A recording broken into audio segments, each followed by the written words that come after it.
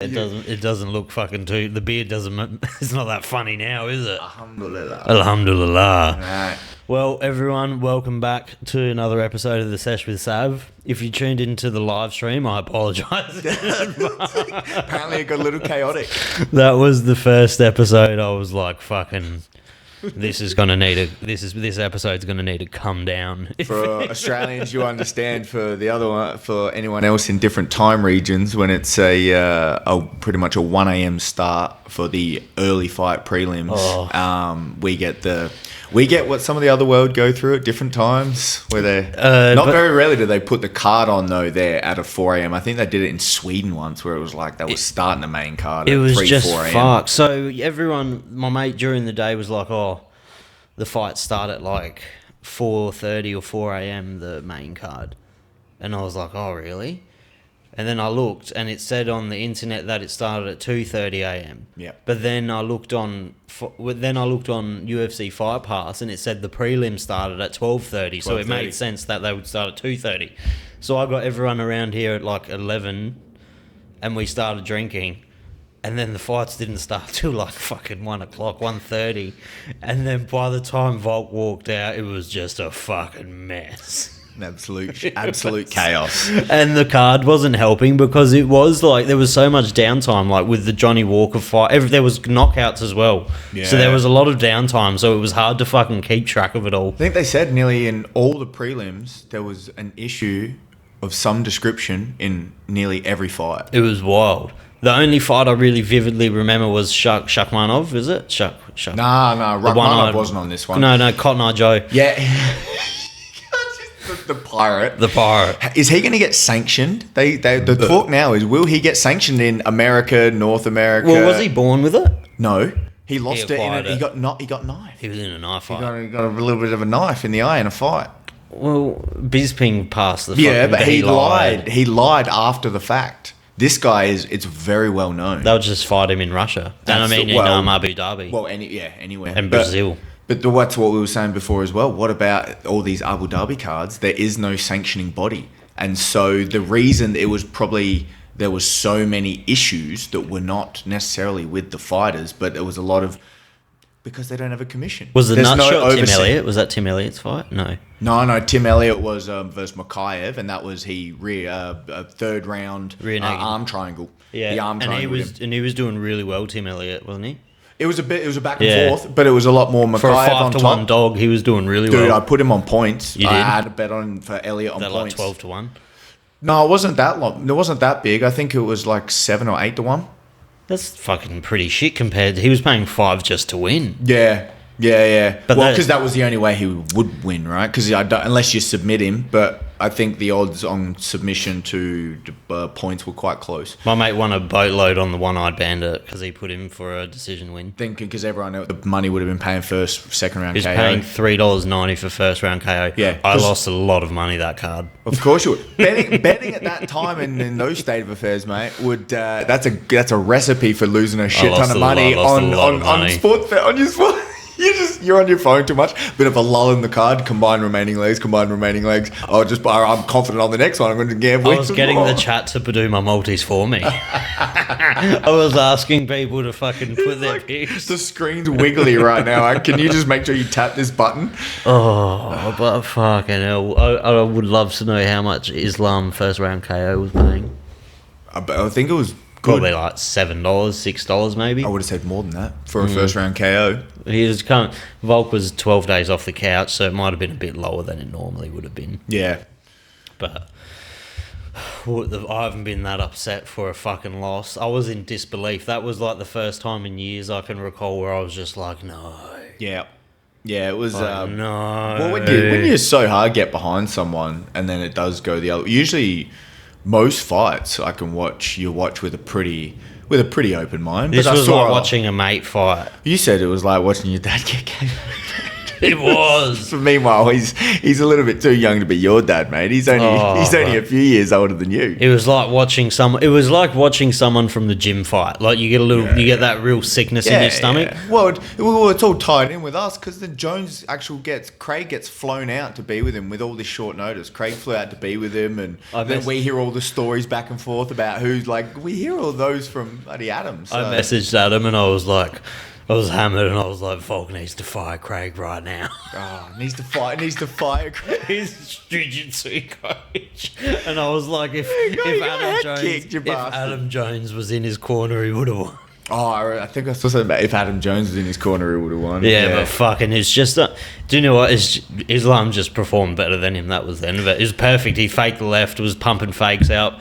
Yeah. Left high kick. Yeah. Leon Edwards, textbook fucking knockout. Yeah. Pumping fakes, set him up with the body kick. Well, they said that, though. He was going low, high. He said, it was all his front kicks, his teep kicks were much improved, and he was going. Everything was training in the back was to go like low, that must have body kick, and then also to go high. I didn't rewatch their previous fight before this, but that must have been like a very well known method to victory for Islam because I was watching a breakdown of this guy, the Weasel, who does MMA breakdowns. He's the best on YouTube, and he was saying he called exactly what happened. He goes, Islam's path to victory is smashing those teeps and that body kick, faking low, going high. Yeah.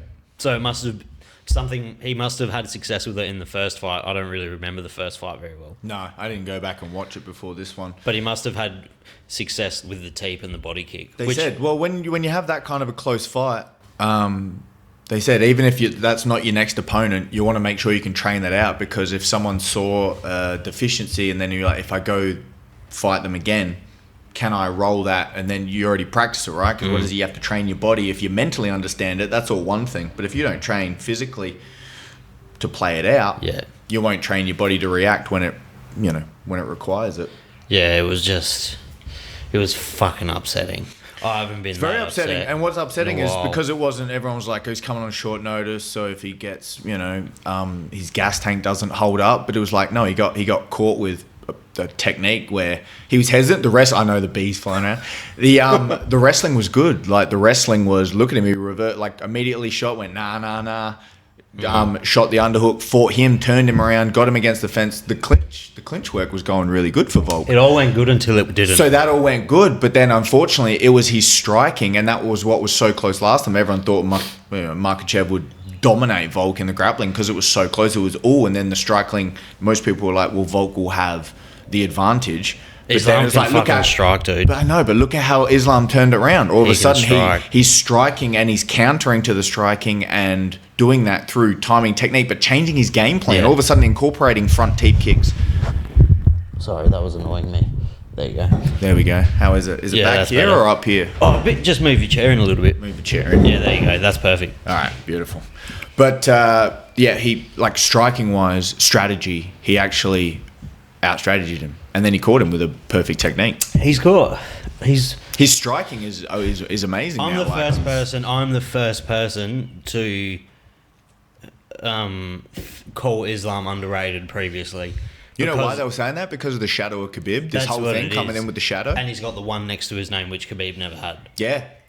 And he has just got a massive lineage to live up to. Yeah. But if you really look at it, he has one of the best corners in the world. Mm-hmm.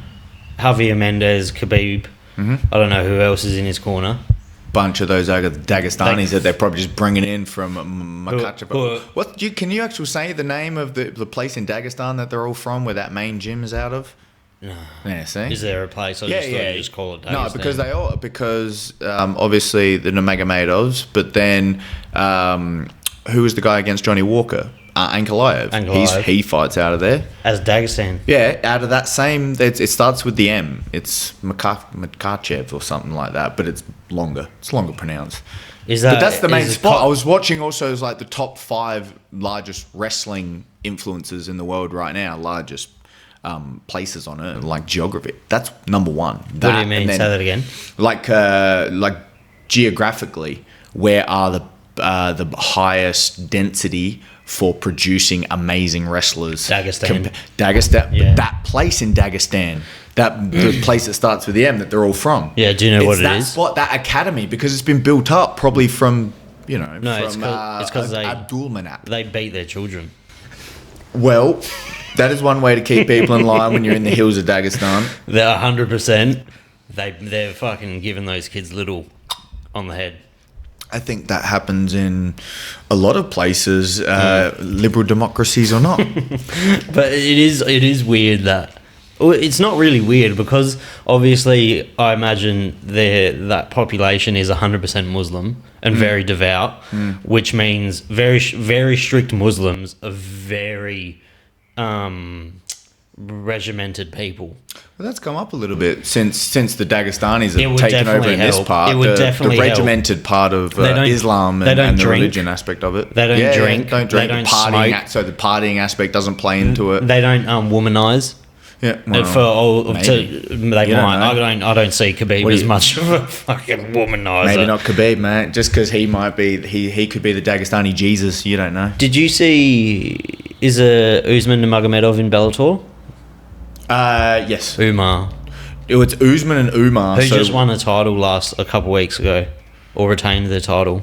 Well, I think Chris Cyborg was on the same card. Yeah. Jesus, it's those two. It's Umar and Usman, but one's the 135 in the UFC, and the other guy is the one in Bellator that's killing it. Yeah, so the one in Bellator won a belt or retained his belt, and him, Cyborg, and another girl that just won a title were all in the ring together, showing their titles. So it must have been a tournament of some sort. Oh yeah, I saw a clip. And of this, Cyborg went to shake his hand, and he was like, "No, thank you." Yeah. And the other girl ran up to him to shake his hand, like, "Congrats," and he's like, "No." He just bowed. Nah, don't touch me. No, don't touch me. It's like that Hezbollah. Yeah. Hezbollah's from that area, isn't he? Yeah. Well, that's why that's why refuses Makachev knows him so well, because they're from the same area. He refuses to take pictures with women. When he came to Australia, he said, "You can, if you're a woman, you can buy tickets to see me, but you can't take pictures with me." Well, he can call his shot, man. To us, it's backwards, but that's fucking their religion. That's just how they're born. There you go. That's how they are. That ties in with Sharia, mate. It's like they cloth them up. They cloth them up to not see. It's weird to us to see beauty. I think. What is it though? As well. Well, to be enticed, to be lust. It's a sin. Lustful sin. Yeah, it's weird, man. But again, it's just different. Yeah, different culture. What's normal to us is so different somewhere else. Like we say it would be backwards, but meanwhile, it's like the way they would look at us. They come here and they come to a fucking Australian beach and see someone's G-string up their arsehole. They're probably like, "What the fuck?" Oh, it's too much for them. Bro, when I went to Europe, when you go to Europe and you go to a beach and all of them are topless, even as an Aussie, you were like, "Oh, that's fucking pretty weird, eh?" That you just walk around with your tits out. I was very happy with it. It's good. You walk and be like, "Yeah, but it's weird. These people do it right." And like they were wearing like G-string bikinis before it was a thing, and you go over there and you're like, "What the fuck?" Would dig a hole and roll over. Yeah. But unfortunately, different people view the world a different way. And then you got some just totally... It can be hot out. You wear a full sheet, full cover. Make sure that you don't show off any of your human figure. Do you know what's wild about that? I was watching a video. There's this wild fucking Instagram page at the moment of this guy who's in Palestine at the moment. Or is it he's in Palestine at the moment. Yeah. And on the Gaza Strip. He's in the danger zone. And he's taking pictures and helping and giving aid of relief to Palestinians. Right. And he's posting full pictures on his story of dead children and everything. Yeah. He's not holding back at all. Boots on the ground. And there was a building collapse. It's fucked. There was a building collapsed and they were ripping off the debris and you see all these like lifeless limbs. Yeah. And there was this one girl that was like a bit fucked. She was still alive, but she was fucked. Yeah. They pulled her out. Her stuff fell off, her hijab and all that. Yeah, she put it back on. The brother took his shirt off and put it on her. She's fucking decrepitly fucked. Yeah. But in a way, it's kind of it's kind of beautiful, but it's like, that's not necessary. She needs medical attention. But in another way, it's like, fuck, his first thought is to protect her. Probably that's maybe what she would want. Yeah. You know what I mean? That's a different kettle of fish as well. Because what's the first thing...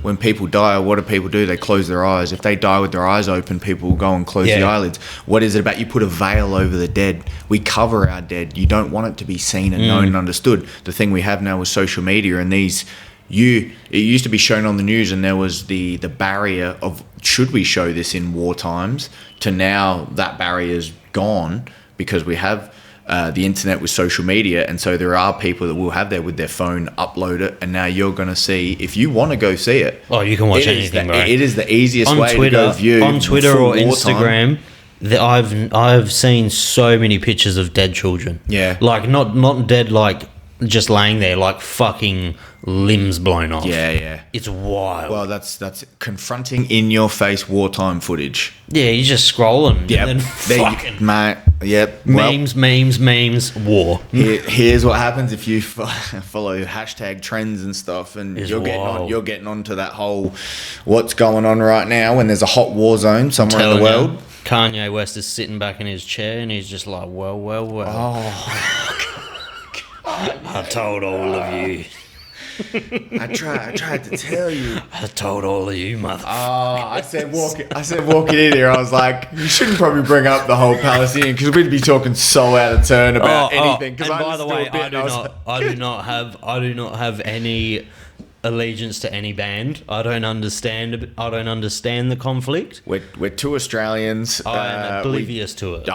I don't watch the news. I'm so fucking oblivious to it. But here's why. You're seeing what they used to show on the news as added context to try to describe with words the geopolitical disputes that would come up worldwide, which is what this is now. But this is what I was saying is, now you have, if you want to know, and you just go Gaza Strip bodies blown up in Google, and then just make sure there's no filters, you're going to see a full war zone that's going on right now. You can do your own journalism. But again, it's going to be confronting, because if you really think you want to see that over and over, and there was a debate of like social media, it's a human-run experiment that's quite recent, and we don't know the actual long-term effects that it will have on us with the lack of barriers. Our generation is the perfect test dummies. We're the test dummies because we were old enough. We were the first ones. Yeah, we were the ones where computers were, when we were like, when I remember, we were like, under 10, you're around the 10 mark, and then all of a sudden it's going up from there because they're in schools to the actual internet and phones, and then it's apps, and all of a sudden children can't go without iPads. I follow my 1-year-old little nephew around, and he's just running after wanting to steal laptops because that's all he wants to bloody look at now. And it's that. It's also hard. It's weird. That whole Palestine-Israel thing's really hard because all of the news and all of the media outlets are owned by Israelis. So that's what you say. The information can be skewed one way, which is what with social media, at least it's almost a little more blatant, because the old school media, unless you go in and you look into it, you don't know who's backing it, you don't know who's financing it. This takes a lot of work to, if you really want to follow in about who finances advertising, marketing, to go into the news, and that takes a bit of work for that to come to you. If you don't know and you're just watching Channel 7 News, mate, you don't know the Murdochs. It's George Soros. It's George Soros. It says the Jews are taking over everywhere. Black helicopters are flying over here. Alex Jones was right this whole time. He's always right. Look at him. The man jags. He jags some hot ones about when shit hits the fan, because when things go bad, he's almost, because he's the doom and gloom type. So he's like, oh, well, yeah, he nailed that one again. Bro, when he fucking was right about Epstein's Island and he was right about COVID-19. That's why, when he's the early adopter on conspiracies. It gets weird. Well, it gets weird. Do you know who I like following? He's a bit of a dickhead, though. I like following his stuff, though, because he puts himself in really fucked up positions. Like, he's over in Gaza right now. Oh. He's Avi Amini. Yeah, Avi, the dude from here. Bit of a dickhead, but he's a bit of he's our version of Alex Jones. That's what I'd say. Yeah, I would say I like how it just labelled, because I was like, yeah, he's like the right winger from Australia. Yeah, he's Alex. He goes and he puts himself in these really, really hard hitting scenarios. Like, he went to Alice Springs and looked at like all the crime happening. Like, he went and. But that's what he was doing, and that's why he puts himself in the danger. Yeah, which is real journalism. We'll be in that boots on the ground journalism. That's the difference. I will tie that back. Maybe we'll go a little bit lighter on this, because I'll talk about one of my favourite boots on the ground journalists was Graham Hancock. Great amount of gold, beautiful. The guy that actually went boots on the ground to Egypt. To Egypt, for ancient civilizations, the idea of cataclysms and rewriting human history and the perspective from how did we get to where we are. And then he called him that he was like the modern Indiana Jones. Yeah. He literally was going out seeking mysticism, ancient knowledge, the storyline of human history from what we're told from the mainstream narrative to what actually quote unquote could be the truth. I've been going into some fucking deep hole. There is this channel on YouTube I need to show you after work. It's called World Lore or something. LORE. The Lore of the World or something. And it's just like he does all of these amazingly produced like little mini docos. Yep.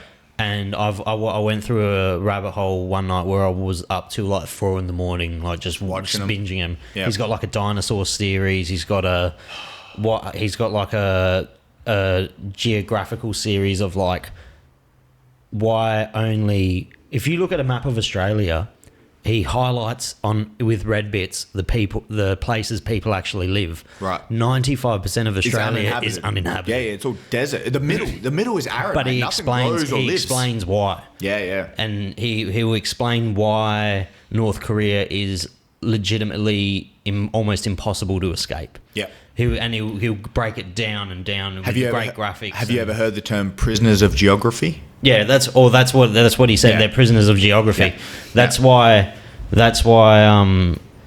Qatar, Doha is the new powerhouse of the world because geographically it's just fucking perfect. And then think about who's seen so much trauma: Ukraine, Poland, the people Horrible. on the fringes of major political powers on both sides. How big Russia was. Russia's giant, Oh mate. my god. Russia's giant, mate. A lot of it is Iceland, and there's a bunch of Siberia uninhabitable and shit. Why do you think they sent them to the gulags, mate? Why do you think the gulags were in Siberia? Because nobody wants to be out there, and yet it does have a tiny pocket of like some of the happiest blue-zoned people, because it's probably this little tight-knit community of still hunter-gatherer herders, and they're just trying to figure it out, but they're so closely connected. And like, I couldn't imagine doing anything else. There's a town in Australia, like a stretch of like hundreds of thousands of kilometres, where the average person per square kilometre is 1.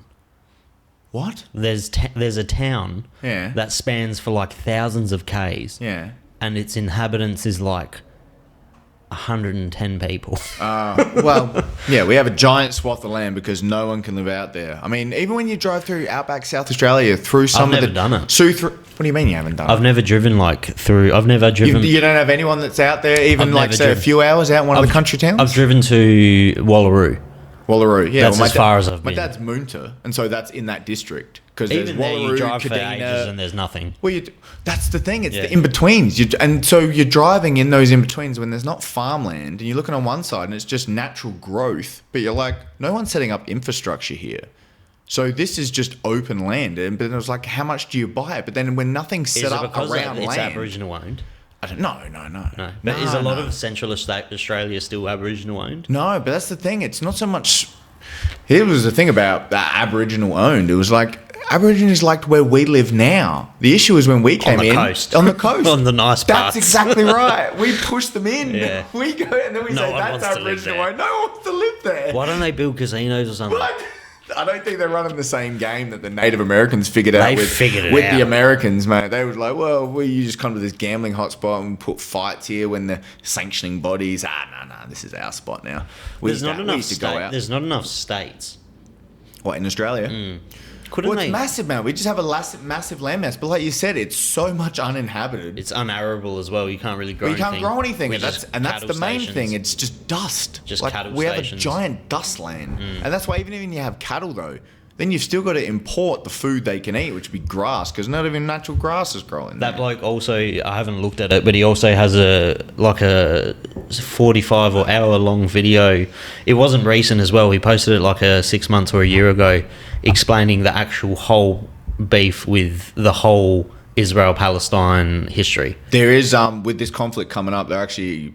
Yeah, again, I guess it depends on what shows up in your feed, because everyone's got an opinion on it now, right? But what would be good content for, because everyone's doing now like a 10, 20 minute snippet and what's a good channel and what skew are you going to get with the information and the divide and which angle they're going to come at it from. Because obviously it's a long ass conflict that if you're not anyway known, you know what's going on, you can have no opinion. You can have an opinion on everything, but there's a lot of people that'll just write a really catchy title to a video, read off of a script that ChatGPT wrote, and they'll do it for views, which is disgusting. Yeah, like that's a cheap way to do it. That's a cheap way to do it. At least I'm saying I don't know what the fuck's going on. I think if no one should drop bombs on anyone.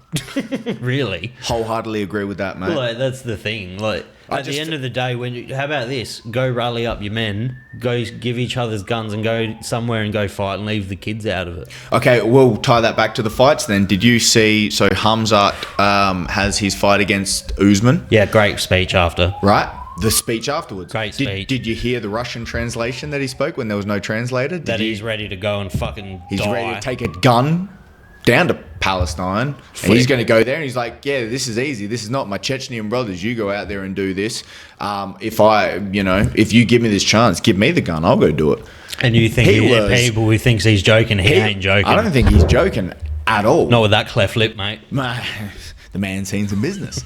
When he's like, if fighting in a cage, it's easy, but, to go out and do that. And so he gives one speech in English, though, and it tailors to one. Again, when you say misinformation, disinformation, multi-marketing, the man did it in one speech. Yeah. Lucky he didn't have an interpreter there to try. They'd be like, don't worry about this. No. They wouldn't have said it. He would have said it because he speaks English. They don't know that then he'll just launch off into a tirade speaking to a totally different demographic because he's speaking one for English, one for this market, and then he'll talk in Russian. But he's, when I read the subtitles in Russian, I was like, oh, this is edited.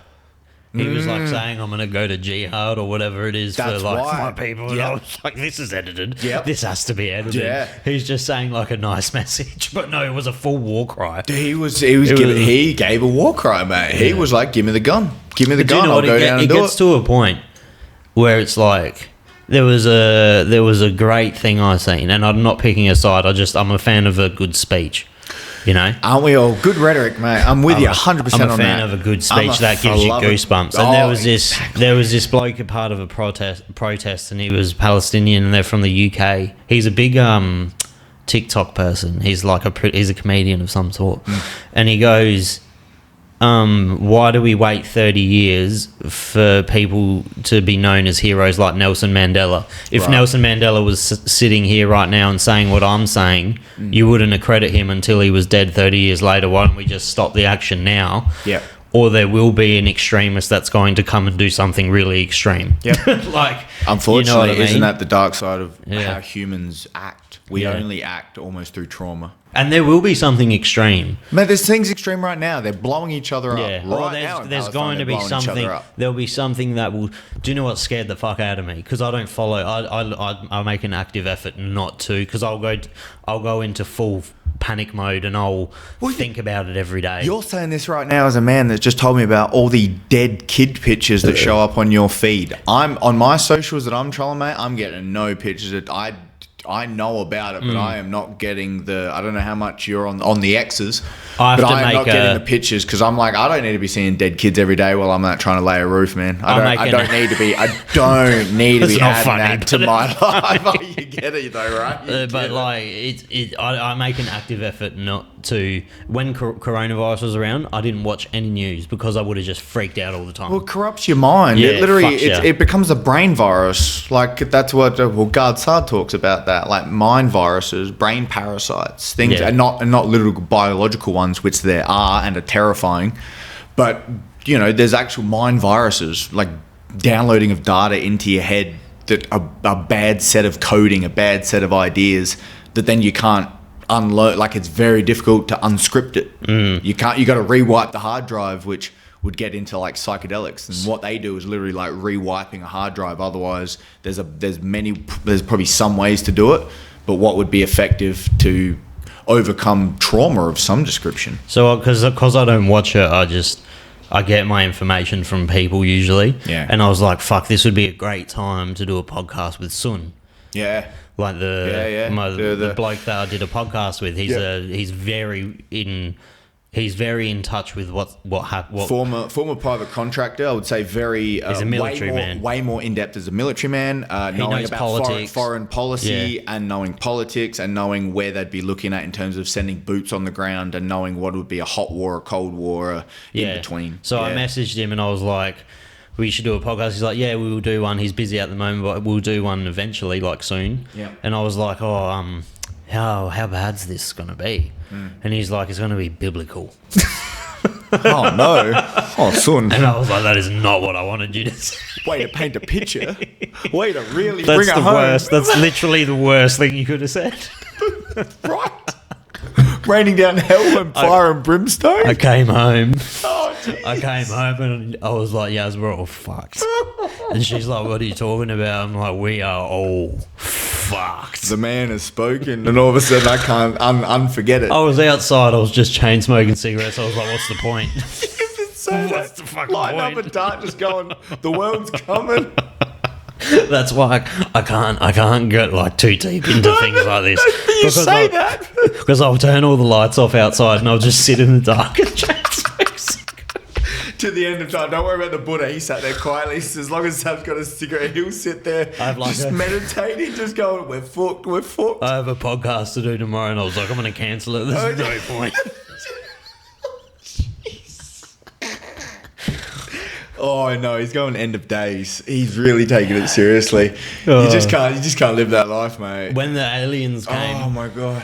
When the aliens came and like after the trials with the aliens, I went into work that morning and I was like to Mum, we're all fucked. Like, I remember you saying that last time. There's no point. We're all fucked. You were saying that to your mum. We're like, it just doesn't matter. Let's close the shop. We're all fucked. Oh man, nah. Well. Nah. I reckon I might go to Palestine and do some journalism. Probably don't, huh? 20 like the 20 Hot Wings episode, Hot Wings episode in Gaza. You know, okay, so what's that? So if you're listening to this now, some of Sav's newest content, the chicken wings hot challenge down at Little Bang Brewery here in Adelaide, South Australia, was absolutely brilliant. Very, very well done. You were speaking when you were talking before about watching content and when it's produced really well. You can tell a very well produced. Shout out to Tristan.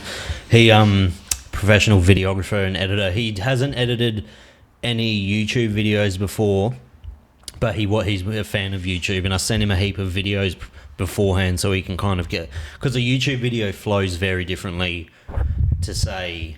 It does. That's what any other social media, because it needs to have no fat in it. That's what was great. Yeah. Those cut scenes when you would be you, and so you get much of your personality and what the whole thing was being you going out eating wings, drinking beer, but the cut scenes of Little Bang should be promoting that as well, mate. Because the cut scenes with the promos in it of shout out to Little Bang as well. They actually were really good, really accommodating. Good to hear. I heard something very recently, recently, and it fucking really like clicked something in my head. They were like, "Oh, he's very successful on YouTube," and he was like, "Don't get don't get fans because of your content, get fans of you, because then you can do whatever the fuck you want, right? And they're tuning in to watch you, not so much the specific content, right? Yeah, like yeah. Don't make your whole brand based on one lot of content. Try and make you the thing people tune in for. You know what's funny about that is modern day media compared to old school media. Old school media, like book writing, anything, yet they had to categorize you because they had to market it. In the world of social media, it's like, no, you make yourself the brand, and then the people come for you, and then anything you do. In the fight game recently, that's the Paul brothers. They're bringing the fans. So, by the way, did we talk about that? No, we haven't. How bad was it? It was so bad. But he calls out Rey Mysterio in a WWE for the US title. He's literally just calling his shots across. He's boxing one, a jiu-jitsu guy in a boxing fight. One of the greatest marketers of our generation, probably. Yeah. In terms of bringing eyeballs and just doing what you want and making it of people seeing you. And that's what this is, which is, and again, but this would get into a concept called decadence. It's like, decadence is not necessarily a good thing. The fall of Rome gets caused to decadence because it was like you get a little too comfortable. They're like jacking off in front of a mirror. Well, like vomitoriums. People just eat so much, they just go up and vomit it all out because they can, because they just have the means to. Is it a good thing, morally, ethically, however you want, to live a life where you get to a culture where everything's taken care of, your basic needs, where a civilization literally starts to fall apart at the seams because you lose what it means? It just depends if you don't keep raising the bar for yourself. Just keep the bar at a happy level. Yeah. We're like, we don't need no Einsteins up here. We don't need anyone working hard to like break conceptual barriers. Just as long as we keep it down here. 150 grand a year. It's good. Well, they say, mate, it's like 80 grand a year in this. But then again, with inflation now, I think they'd have to redo that study, mate. Redo that happiness study. I made a Thai green curry the other day. It cost me fucking like 98 or 100 and something bucks. Yeah, see, that's why you hope you'd make it for a group of 6. And then you're like, well, I guess I got leftovers. Nah. What do you mean, nah? No, like leftovers for, like, there's 2 of us in the house. Yeah, 2 for like a day or 2. No. What do you mean, no? Do you go shopping? Yeah, a little bit. Do you? Yeah. Do you buy just as you need? Yeah. Yeah, that's what we do. Yeah. I went to the shops for the first time the other day and had a fucking heart attack. Oh, it's crazy. Well, a lot of things have gone up a lot. It's wild. I'm happy I don't have to pay for petrol over here at the moment because Your work car? Yeah, I got a fuel card work car. That's why I drive that piece of shit. Man, that's why if I had to move and pay for it, it's, I do $150 fill up. See, mine cost me $60 a month. I could never imagine when we had a family trip to New Zealand like 5 years ago. Their fuel was already at our prices now. And watch it go up more now. And I looked at it and was like, that's unbelievable. Like, you're only there short term, so you're like, how would you sustain paying these fuel? Because at that time, we were like $1. Right? Because remember, we fluctuated between $1, $1.50 for a long time. Then all of a sudden, it almost seemed to make the jump between $1.50, $2. Like it was nothing. No, it did. It just jumped. And it was like, oh. And then they're like, yeah, Russia, Ukraine. It was bad. I remember paying 80 cents for petrol when I had my first. Yeah, man. I remember paying 50 cents for gas. Gas used to be lower. And they said, I think John Howard once said something. They were giving people... Don't quote me on this, but he said it'll never go over a third of the price of petrol gas because it used to be so cheap. I remember when it was 30 cents. Yeah, it was. 30 cents. It was. And now, man, it's $1.10, $1.20, whatever it is for gas. I don't know about that. But again, that's that's inflation. That's changing. But again, that's the energy economy. That would get into a deeper conversation, which my bookcase at home has a little very narrow corridor of things about energy. There's only 1 or 2 authors who I've heard like these are the guys on energy policy. One won a Pulitzer Prize. I think it's called The Prize. One's called The Quest. And it's about the energy economy and like how you roll over, how oil became massive, and that gets into the Rockefellers. They need to do that nuclear power shit. Well, that's the big option, but then depends on who you ask. People think it's terrible. The issue that I got into looking at that is the amount of time it takes for infrastructure to build up. Like by the time from concept to completion of one nuclear plant, it's like 20 years. Yeah, you fucking start it So sooner. again, but that's why we left it way too long. So if that was the outlet, it's like no. And then you got Germany who are going the other way. They're closing them all down and turning coal and then importing coal to fucking fire everything up. Did they have nuclear power in They had it and they closed it. They're closing them off because of ideology. It's like, no, nuclear's bad. They got sold a bill of goods that it was bad. But it was like, no, this was the best way and you guys were the early adopters and you've shut off because of ideology. And then they're importing fucking energy from like from unstable areas. What was the nuclear power plant? What was the area in Japan that got done over? Fukushima, yeah. But that was obviously just poorly executed, or there was a 1 in a million accident. There was a 1 in a million accident. It was a magnitude earthquake they'd never prepared for in that area. And there was a double fail-safe, and both the first one went out, the first fail-safe went out, and then the second one fucked as well. That's why Australia is perfect for it, because we don't have any natural disasters here, like on that scale. Not on that scale. We got heat, but besides like the we got heat and flooding. But it depends where you do it. We have heat and flooding. We don't have winds. Middle of Australia, put the fucking biggest one the world's ever seen. Well, what do you think they want to use us for, though? And what we got called when we tried to open up the nuclear? You can already hear the Liberals versus Labor on the sales pitch, just like the yes no, mate. You know where they're coming from. When it was, you remember we were trying to open in South Australia to be leading cutting edge in nuclear technology about, it would have been 10 years ago, something like that. Yeah, and then what did the Libs turn into? We're going to be a nuclear dump site. But it was like, no, we were going to be a nuclear processing plant. It was jobs. Like we had to, jobs to create, but you had to have educated people to do it because as I learnt going through a little bit about the energy sector, it was like there's multi-stages, obviously, between pulling uranium out the ground and then obviously it becoming processed to become usable and viable for mostly weapons, but also for the energy sector to take out for nuclear power plants. We do two here in Australia. We dump it and we pull it out the ground. So we could have opened up, there's like five different areas in between that we would have opened up having to create actually weaponized uranium or producible uranium from it just being the ore. But no, it gets marketed as we're a dump site. Oh, we're this. Again, simple messages to explain it to someone to go, no, to stop it, to keep things going as they're going and not change. But then when we don't change, we say if we don't adapt and change to things and change with an update with new ideas and update with better ideas that are more influenced and not just because it's the been there's and done that's. It's not just because of what's been tried and done before, but it's like, what have we got left if we don't try these new things to push new boundaries? Isn't that what we're supposed to be doing? Push new boundaries to change. If it's always the issue is the been there's and the done that's, so we don't actually change anything, especially when it comes to policy levels, then nothing ever changes. Yeah, they do. Definitely something needs to change. They need more fucking jobs. Like, that would be excellent for jobs.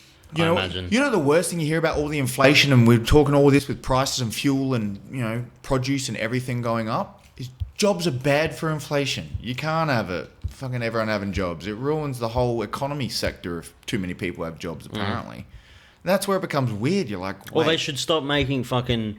They should stop raising the minimum wage. Minimum wage. But then you say that right now, you've got a whole sector of your listeners just going, what do you mean? Oh, fuck off. Why should a checkout chick at Woolies earn $30 an hour? Well, here's the thing, mate. That's fucking crazy. Starting jobs like that, trucking jobs that make good money now, dishwashers, everything, all car washers, detailers, all this is going away to AI. Mm-hmm. So we know it. But here's the thing about there's not going to be infrastructure put in place for the amount of population to replace it.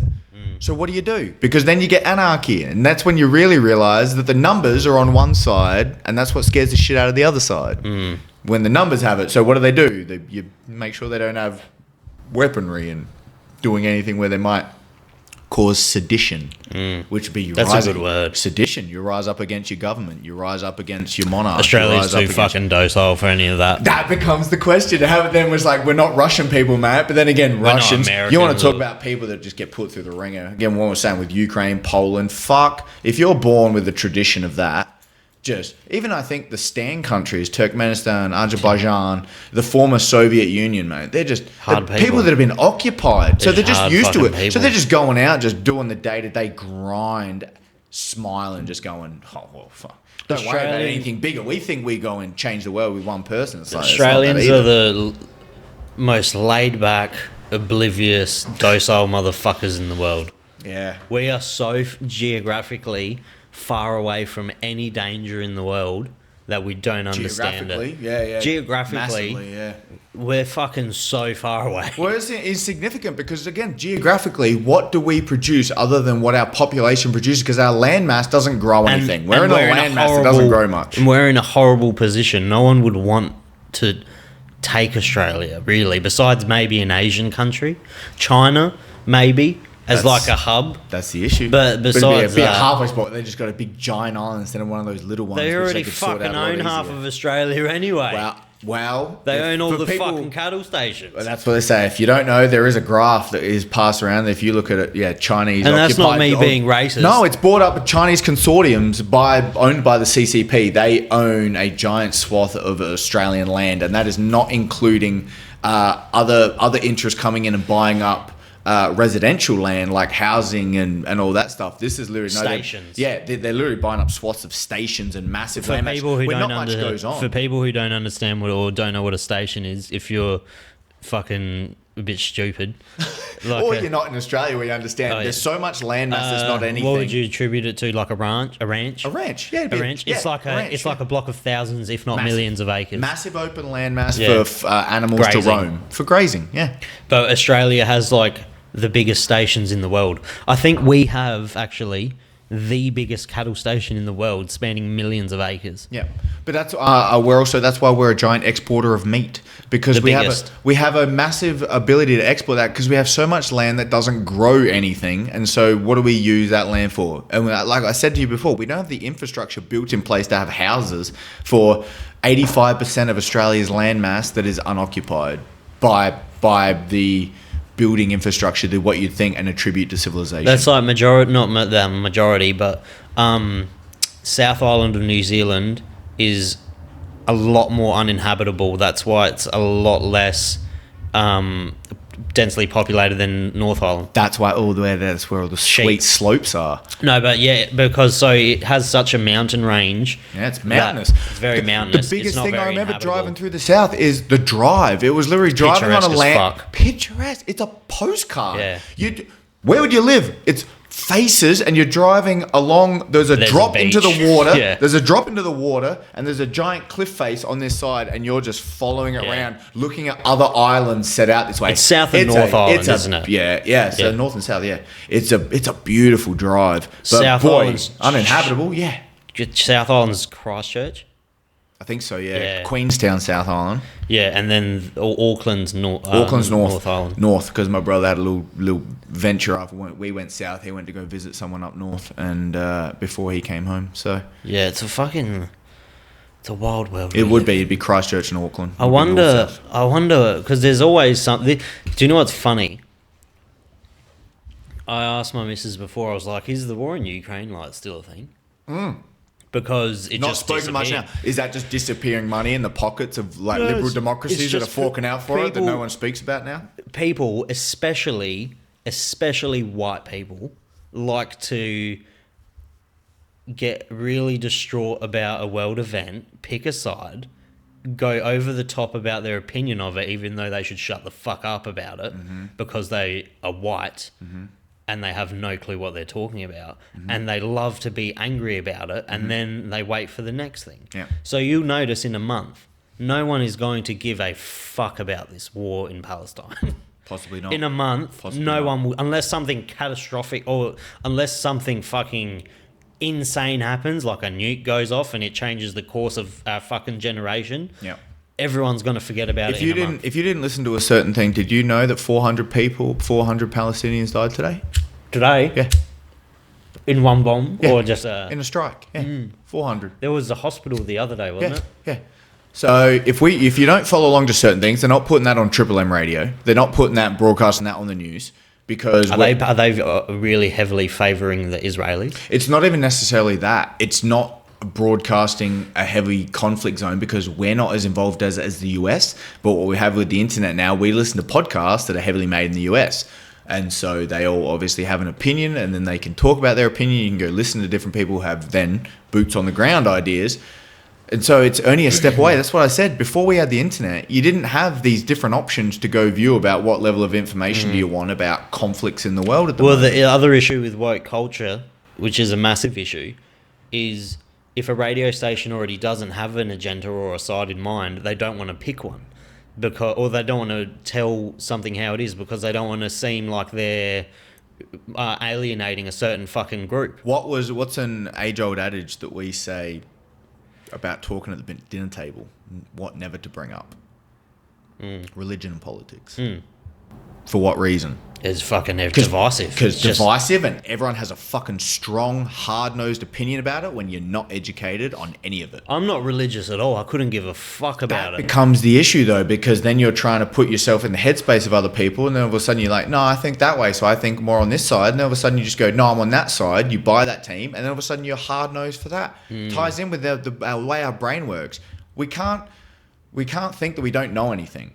So all of a sudden we come up with an idea, we think that idea appears right to us, and so that's it, that's my belief, that's my opinion, I'm going hard-nosed at that, and then you get into confirmation bias, you get into all these other things where you delude yourself with your own thoughts because you only look at one side of the argument and not the other. It's too fucking difficult to think of multi-sides of the argument all the time, and yet that's how we're supposed to be rational agents. It's literally tied into economic theory, the rational agent theory, which was, disputed and thrown out kind of 50 years ago, and yet it's still used as an economic policy. And yet it totally throws out like all these award-winning books and everything about behavioral economics. There's a whole field of study because of this, like coming into game theory and rational agent theory. It's all these things about our mind should work a certain way. As soon as you start to throw spanners in the works, like the brain tricks itself. And we don't think that because we think we're perfect thinking beings. We think everything we think is right. And just because it's our opinion, we're like, that's fucking right. I know for a fact I don't think like that because I don't know shit about shit, man. And I say things with such confidence. Dude, literally just before you came, because my missus is like she gets heavily into like whenever there's something crazy is happening, she watches a lot of it. So she's watching a lot on the Palestine thing now. Yeah. And I was like, okay, so like, why can't? Because a mate of mine sent me a voicemail today, and he's like, I fucking hate all religion, and he sent me a voice message, and he was like, it's not like they're even fighting over, and I don't know anything about the conflict. He's like, they're not fighting over like a pristine piece of land like Queensland or anything. No. They're fighting over a fucking shitty piece of dirt. A perceived piece of holy land. And he's like, why can't they just cut the cunt down the middle and just fucking... And I was like, why can't they do that? And then she was like, oh, this and that they used to live in. I was like, well, why don't the Jews just get like Bethlehem or something? And I was like, it wasn't Jesus a Jew? And she's like, no, Jesus wasn't a Jew. But he's called the King of the Jews. He's the King of the fucking Jews. So what do you mean? Yeah. So what was he? Yeah. That's why, mate. That's why you. What was he? That's why you have historic religious scholars to answer all these questions, mate. I haven't. Yeah, but they're just making it up. They don't fucking know. They're educated guess. It's. Have you ever heard the term hermeneutics? No. Yeah, it's just means interpretation. Yeah, it's and that's literally guess. Everyone's siloed into their very specific narrow field, but all of that is supposed to explain everything. But again, when you look at it, that becomes an issue. Your narrow field, and you're doing that because you think that's going to be a microcosm that'll lead to a microcosm that causes everything.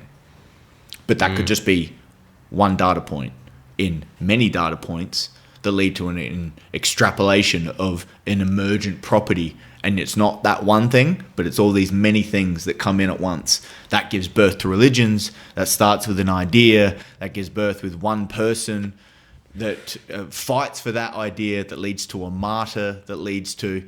How do you have people like that become Jesus of Bethlehem, the Buddha, the Prophet Muhammad, Thor, Odin? What do they call those? All these different people that... What do they call people that used to... like countries that used to believe in those kind of gods? Hedonist? No, not hedonist. Polytheistic, because there's monotheistic and polytheistic. Because there's three main religions in monotheism, right? And they're all an interpretation of the same thing: Christianity, Judaism, Islam. Right? Those are three monotheistics. There's one God, mono. Polytheism is multiple gods. Ancient Egypt, ancient Greece, Norway, the old Scandinavian countries, they were all polytheism, multiple gods, not one god. Because and what usually show in polytheism is much more. Would that mean each god? Hindu's is poly. And Buddhism, and it's because they believe in like many different. Many different. Definitely Hinduism, because there's Ganesh, there's Shiva, there's multiple gods. Buddhism, I should know more, but I want to know that they really worship the Buddha. I don't know much more when you go before the Buddha, because the Buddha, though, was at the same, but around the same time as Muhammad, the Prophet Muhammad, because I know Muhammad was about 600 AD. So I don't know when I think Buddha was around the 400 AD, but don't quote me on that. But then I think about, but I know Buddhism follows the Buddha, and then Islam follows the Prophet Muhammad because he was just the grand conqueror, but he was still proselytizing the God of Abraham, Yahweh, the God of old Judah. I wonder if Jesus was alive, how many followers on Instagram he'd have. He wouldn't want to promote, mate. Oh, he'd have to be on there now. He would abstain from what commoners like us would look at being like trite ideas on like, oh, do you want to promote yourself? Like you're the king dick. It was his word. You know how much was funny? Like Socrates never wrote anything down. The grandfather of philosophy, of Western philosophy. How the fuck do they know what he said then? Because Plato wrote it, his student. Oh. Because his student wrote everything and put it in his mouth. That's the only way we know of anything other than excavated and archaeological findings about how the fuck this guy existed other than what this one bloke wrote 2,500 years ago. So how do you know he didn't fucking rewrite his words in his words and he's the actual genius? Because he actually... Plato? Yeah. Plato is still attributed to be a genius. There's three bigwigs of ancient philosophy. There's three. If you go to any starter philosophy course, mate, they tell you about the three Greek philosophers. Do you know the three Greek philosophers? Socrates? Yes. You should know this, mate. You're from. I don't know fuck all about Greek mythology. No, it's not Greek mythology. Greek mythology let in. Mythology was more Homer and the Iliad and the Odyssey because Greek ancient history. I know. Greek philosophy. Obviously, I don't know fuck all about. So you go to an intro philosophy course. The three: Socrates influenced Plato. Plato was the teacher of Aristotle. Aristotle was the teacher. Aristotle and fucking Plato. Yeah. And Aristotle was the teacher of Alexander the Great. No shit. There you go. So there you go. You want to talk about what birthed in terms of what played out in human history for why ancient Greece is held up into the highest regard and why they're looked at as the birthing of you want to talk about a plethora of ideas, not just language that we use, because the birthing from ancient Greek, the language that we still use is all intimately tied in with how we speak now. But the ideas, liberal democracies, theatre, drama, rhetoric is all birthed back in ancient Greece. I really do know what I'm going to do. I'm going to start a series on the podcast where I get two different high-up religious priests to like have a got beef kind of back and forth. That's what Callan tries to do now. Brian Callan, obviously one of the guys I listen to on the podcast from Rogan. Big fan, love him. Seen him live doing comedy a bunch of times when I was over there. He's great. I watched a movie with him in it yesterday. Yeah. Warrior? Yeah, Warrior. He's the Joe Rogan. He's the commentator. Oh, yeah. What a good movie. Yeah. Warrior. I called what was going to happen from the start of the movie. But it's very easily written, but it's a fucking good movie. Yeah, it's a good MMA movie. You like that kind of stuff. And fucking Tom Hardy's absolutely yoked in it. Man, Tom Hardy also. I'm watching Peaky Blinders on the other end, so I have not. Is it worth it? Man, it's. Yeah, you get left at the end of a few episodes, just sitting there shaking your head going, geez, that's full on. And you look at him going, what would you do if you're caught in that situation? I've seen the first 4 or 5 episodes actually, but I've never took the dive into it. Nah. Well, that's why my housemate was like, you would like this. And so I started watching it and I was like, absolutely. But why was I talking about that? I was talking about Callan. Yeah, but Callan. But why was I talking about Callan? I was saying that it would be fun to have like two... Oh, that's right. Religious scholars talking. That's what he wanted to do with his podcast because obviously he does Fighter and the Kid. That's where he makes his bank. Because that's his hardcore. Those are his hardcore. That's his easy money. He makes his easy money. Then touring, he does a bunch of road gigs. But he's always interested in high-minded ideas. And I've been following him because I like the high-minded ideas, but he makes all of his popularity off of his being a great comedian and talking shit and talking dick jokes with a former fighter, Brendan Sharp. But he used to have a guy, Hunter Martz, on, who was a biochemistry major at Harvard. They talking to historians. He's talking to religious scholars. He talks to dudes that have a net worth of like $30 billion. He's well spoken to. He can see. He's a good talker. His dad formerly run banks over in the Middle East. That's why he travelled around everywhere. He's a very fascinating guy. Didn't he live in? He lived in the Middle East. He didn't live in America until he was 14. Didn't he live in Israel though? Yeah, he was in the Middle East. He was in Lebanon. He was in all these different spots. He was in like 6 or 7 different areas, but then he got carted off, like homeschooled, and he had a rich daddy. Lex Friedman's podcast probably is one of the better podcasts in the world at the moment. It's hard to digest though, because obviously he's a fucking genius, and he finds it hard to dumb it down a bit sometimes. Especially when he's on with like another brilliant mind. That's the thing. He's on with another brilliant mind, But I love that stuff with him because it challenges me. Like when I tried to listen to the Commander Fravor episode, and I was just like, oh boy, this is so different to the episode with Joe Rogan. That's why it's so different. You got to realize what you're getting into, and again, it's content and what they're talking about, but then the way they talk, and then again, I've heard other people as well talk about podcasts and why they listen, even if they don't a certain way they speak, which might be. Someone might really enjoy. They actually appreciate the way someone speaks. Could be a total deterrent to someone else. Well, did you know? It's funny you say that. Is it? Low frequency voices are highly desirable for long periods of time. Right, and you think about the greatest podcast in the world.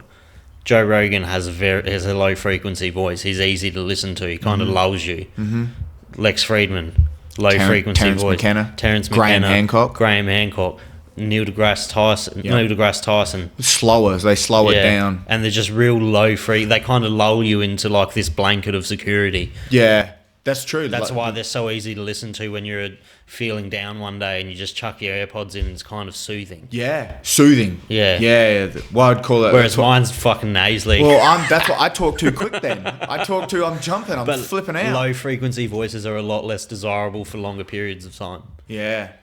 That's interesting. Because the people I like listen to as well is what you said. Usually the things I'm really attracted to are well produced and they're really cut and with a really hard-hitting voice behind it. There's a guy I know, Jason Silver, who does Shots of Awe on YouTube. Bloody brilliant. He calls them philosophical shots of espresso. And so he was making these 10 years ago. Like he was on Rogan early. He was in the probably in the hundreds or the 200s. He was in early because he was already making little snippet videos and producing them really well, but giving you a hard-hitting 2 or 3 minutes of just these fucking information, techno-utopian. Yeah. So he was just like, "What about this? Oh, the imagination, and you're just hitting. You're just like, that's why you're just hitting it like you've just got a caffeine hit, just going, jeez." Have you ever watched a Mr. Beast video? Do you know who that is? Yes, yeah. He's the most popular content creator. He's the biggest content creator in the world. Yeah. His videos, from start to finish, are so planned out for audience retention. Yeah. His audience retention for a 20-minute video is like 98%. But that's why do they do a 20-minute video? Because that was like Sharp talks about that. They talk about that with comedy specials. There was always a 60-minute. But he's like, but content, after 20 minutes, it's like 80% of people turn off. Schwab should stick to maybe not doing. What do you mean?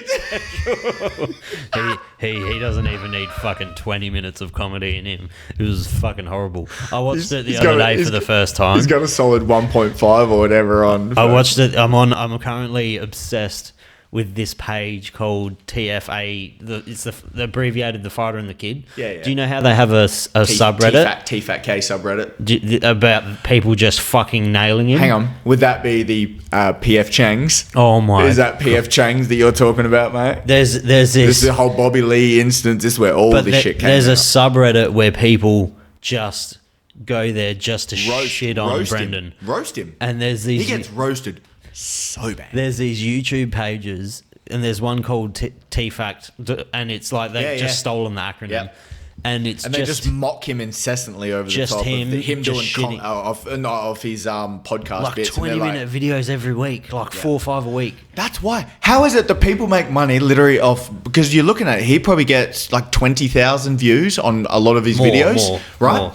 So he's just mocking this one bloke, but he's getting 20,000 views over the period of probably a few weeks, I would usually say. He talked me into not even liking him. I didn't even mind Brendan, but now, he is a bit of a dickhead, isn't he? I liked him a lot more before.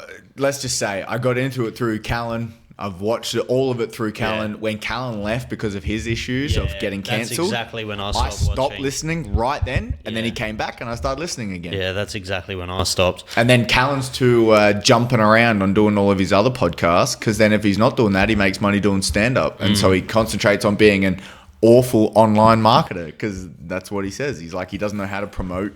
He's never got, because what does he good? He's by his childhood, it's been spoken about. He got so good at trying to fit in that he just became like, he wanted everyone to like him, and so he'd find a way into a group. And that's why. But in terms of then marketing that out into demographics and like, this minute videos is going to get this and you should hit these points, he's like, I'm too old now, because they're like, those boys are in their mid 50s. Yeah, they would be. Yeah, Rogan, Callan, they're all in their mid 50s now. I mean, they might not look it because they're still part of the fit regime, you know. Joey would be in his 60s. Joey's up in, he'd be, I think. He'd be older. No, not necessarily, man. Just because he had a rough life. Had a rough life. Fucking great.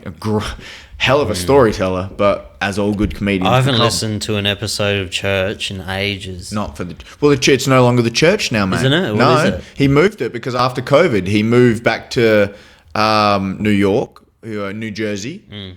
And he renamed his podcast, so no longer it was the Church What's Happening Now, and he changed it to something else. Joey Diaz. Joey's down. If you typed in, Joey Diaz, it'd come up. Fuck, does he still? He doesn't have Lee Syatt anymore. I don't think so, because he moved. Yeah, because I remember to Jersey. Him and Lee were so funny together. The biggest ones I remember of that is him dosing Lee, and then stars. Just watching Lee like trying to like literally hold it together as he's had these absolute mega trip. He's trying to switch cameras and he keeps switching it to himself by accident. And he's off. He is off in no man's land, mate. Yeah. He has got. I couldn't even fathom that realm and trying to function. That's the golden era. They're doing podcasts. That's the golden era of fucking podcasts. Maybe one of the best. Did you see? Because I was watching it, not necessarily live, but I was right into watching the Death Squad network when it was all going down, and when Ari did the Salvia hit. Oh, and he thought he had like a completely separate life. I watched that. It was a 3-hour podcast with Sam Tripoli, because that was the Punch Drunk podcast, like just before that was all starting. He went out for like 15 or 20 minutes. He went out hard for about 10 minutes. And he thought he lived like a whole life. He thought he was living multi-years in this. He had a whole family. He had this whole thing. But you're watching, he just goes out, and it's just a hard one to explain. The fact he did it and he's such a famous comedian is hilarious. Salvia, for people who don't know, is like a stronger form of DMT. Well, Salvia divinorum, it used to be legal. It's a derivative of sage. So you can't, again, when they ban these substances, you're talking they're banning like natural plants, because all these things derive DMT's in like 1,000 different grasses. You used to be able to get salvia from like off your tree. Yeah. Yeah, again, it's very easy to come by if you know. Mushrooms are easy to come by if you know who you're talking to. There was a place on fucking Hindley Street, right at the top of Hindley Street. It was a real weird place. And they used to sell salvia. It was like a little bar. Yeah. I imagine you could get away with it. You could sell salvia. It was years ago when HQ was on West Terrace when I was 18. Have you ever done it? No, not salvia. I've done DMT. I did salvia once, and I would say it's up there with the most trippiest of the things I did. Did you smoke it? Yeah. It's like a leaf. Yep. Yeah. I did it, but someone held it, and they said you have to. Again, I had someone that knew a little bit what was going on, so when I was doing it, good spot in a house, very comfortable. Had one hit. Oh yeah, and he's like, you want to get 3. You really want to get 3. DMT, you got to get 3 deep. Exactly. And hold it. But again, when you go through it, it's like by the time you get maybe first into the second, you're like, you don't really. You're like, maybe not. I don't really. It's like hitting a big bong hit, mate. After you hit a good, you hit a good rip, you don't really want to go straight back for a second one. It's like that with all these things, but there's a big difference between the psychoactive effects of marijuana and then into the realms of DMT and salvia. They take you to a totally different place. Does salvia taste like shit? Yeah, it doesn't taste good. But all I remember is I got the first, I went fine. It was like taking a hit and going, okay. Went back and took the second. That took me to a spot where they had to then pull me back. And by the time I went to go hit the third, it was literally a world enclosed in on me. And it was a black spot on a flickering flame. And I went, okay. And so they put it on and I hit it. And I leant back. I don't remember the next minute or two, but I remember coming back to, and I thought I was sinking into the chair and I was one with it, and I was trying to sit my foot up on a top ledge of like a wall skirting board and thinking it was the funniest thing I'd ever come. I thought I'd had some great epiphany, and all they could think was like, I'd never seen anyone take it so happy. I was just the happiest fucking bloke, but I had no idea what the hell was going on, but I was giggling like a schoolgirl, and they were just probably very happy because they were very nice people, but I was very fresh there and they were very accommodating to me. And I'm assuming they were very happy that I took it that way and not many other ways. Because I did a few different psychedelic trips with this group of people, and I did strong dose of mushrooms with them. I did a heroic dose of mushrooms with them. Freaks me out way more than Mushrooms way longer. So salvia, that was like 5 minutes. I was in, it was crazy. I was out. DMT, few minutes, you're 15. In, you're out. Mushrooms 8 hours. Was out, not 8 hours. I got about 3. I got about 3 hours of very strangeness. A bit of that played in because one guy had bronchitis. He took mushrooms and then he thought he was drowning in his own blood. And so I had to hear about that. I had another bloke who was freaking the fuck out because he was just had issues with his own life, and so I got an absolute ear beating while I'm sitting there on a couch. That's not what you want. There's 2 sober people, and then there's 5 of us that have done like massive doses, and so I'm dealing, and we're all dealing with each other, and all this. It's not the room you want to be in. I am an Australian, sir, in a Canadian apartment. It's snowing outside. Yeah, no. And so you want to talk about another little massive, real cognitive flip was inside, it's heated.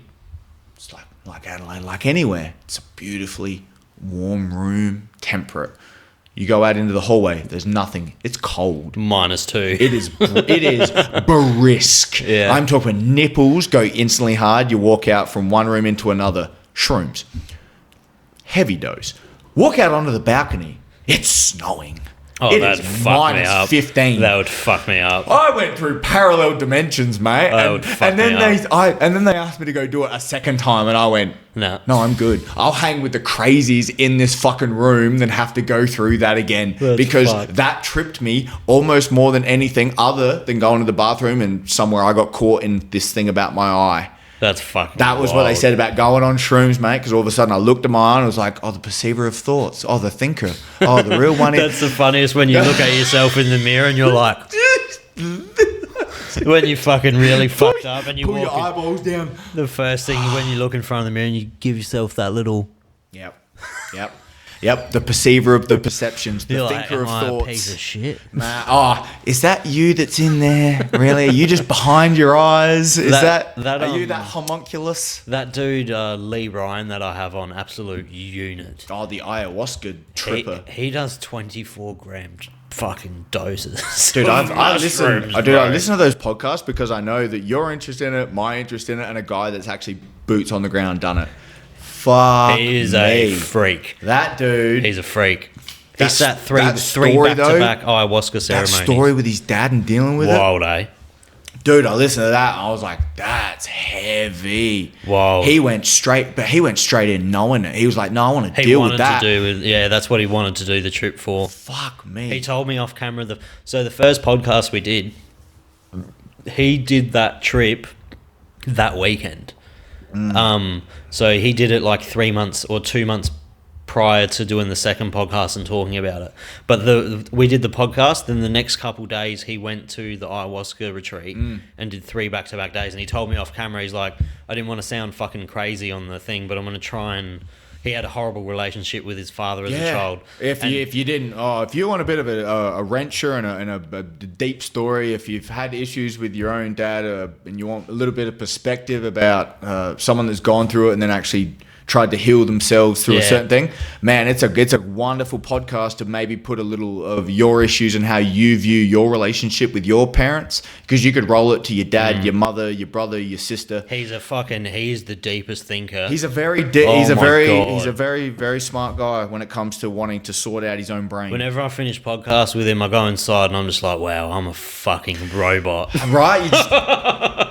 That becomes the issue. You listen to all these people. I'm a robot. Hey man, man, you're putting yourself in the fire because having these convos is what this opens up to. That's like I'm doing another podcast with that AI engineer that I had on ages ago, Ravi. Yeah. And sitting across from him, I've never felt dumber in my life because you can just, you can tell he was like kind of thinking, oh, how can I say this in a way that he's going to understand? Don't worry about this, man. I could equate this easily as when Rogan looked at Elon Musk. Oh, yeah. That was creepy, though, because Elon, you could see his eyes like a typewriter, like processing information. Have you ever watched people's eyes when they literally, when they're thinking? No, that was the first time I've like really noticed it, because he would ask him a question and Elon would pause like a robot for like 10 seconds. Yeah. And you could see his eyes physically going through information. Yep. Because he's obviously has some form of photographic insane memory. He thinks he can look in. He's literally going in, looking at this file, downloading the information and fucking talking. Yep. It's crazy how good brilliant minds work. Well, there's some things about looking, like when you're trying to retrieve memories, eyes pitch up into a certain area, like they're trying to be introspective, extrospective, they look one way to another. But yeah, it was the same thing. I mean, sometimes, like when you're thinking, have you ever been just sitting there looking in a room and sometimes you're just glazing up, but then sometimes you're actually like thinking about something and then someone walks in and be like, what are you thinking about? Yeah. And then you try and explain that to them. Yeah. Because you could be off on a fucking tangent. Then sometimes you're looking off though and you got nothing, but just that same look. Do they really tell the look in your eye whether you're really thinking about something? When you're having a conversation, it's a lot easier. You'd be hoping they're thinking about something if you're communicating with them. But if you're not and you just rock into someone and they're just looking at something like this and you go, what do you think about it? They're like, nothing. I always got that monkey in my head with the fucking symbols. I do that with music, mate. It's not symbols, but there's either a snippet of a movie, there's a comedy skit, there's a fucking tune of a song, there's a verse. There's a quote I've heard. There's always something that I snip to. I always see these funny as fuck memes of like girls just looking at their boyfriends. She's like, I wonder what he's thinking about, and just goes into his brain. It's just a Robbie Lola, Rory McDonald. There would be a lot of that, mate. The amount of times though, the missus will walk in, I'm sitting down, I'm watching fights or something. She goes, "What do you think about?" "Oh, this jiu-jitsu move. I was just thinking about if I go roll for a K guard into this," and then I realize that, and she just goes, "No." I'm thinking about fucking hot dudes grappling each other. I know. I think about blokes just like tussling, oil, not oil, your choice. But you know, I would prefer we wear some clothing and some spats and some shorts. But look, if it came down to it and we have to rub each other up naked, then I might pass Sav and just go the other way. It'd be funny as if you could elect if you wanted to fight oiled up. You can't fight oiled up, mate. Because if you tried to grapple, Khabib would be fucking. That's a legit thought with fighting though, mate. The VAS, is the VAS supposed to stop cuts? Or but some yet it people also transfers off the hands. Some people to grapple. they lather it. Will fucking put it all over. They lather it, but then what happens? You get a big cut and it's acceptable. They lather it into a cut to close it so it doesn't bleed. But meanwhile, that shit's just gonna get smeared. Well, the Brazilians and shit used to bathe in fucking baby oil like them. Is that not still a thought for weight cutting and stuff? They just bathe in oil and all of a sudden, is that a thing? Yeah.